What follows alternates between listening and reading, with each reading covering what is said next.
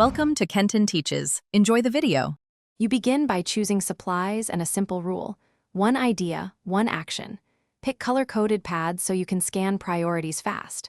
Once chosen, write a concise headline at the top of each sticky and follow with a single action step.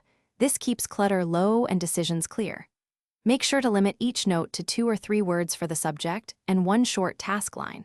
If you need timing, add a minute estimate to the corner to prioritize execution later. Once you have multiple stickies, group and refine them visually. Arrange columns like to do, doing, and done so status is instantly readable. Use abbreviations and symbols to compress information.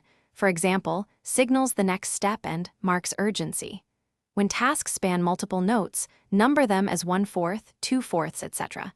to maintain order.